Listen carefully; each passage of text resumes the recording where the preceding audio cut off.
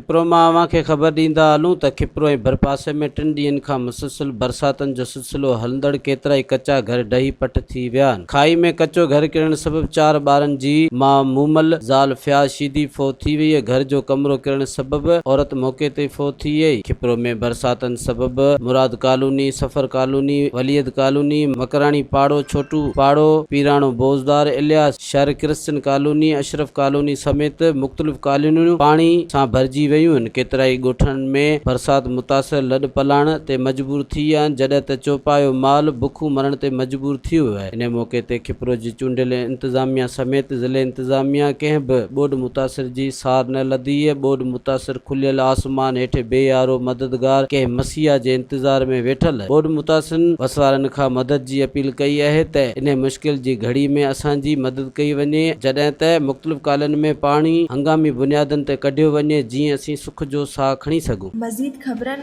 ऐं तफ़सीलात लाइ विज़िट कयो असांजी वेबसाइट www.awamiNewsHD.com ऐं ॾिसंदा रहो अवामी न्यूज़ HD।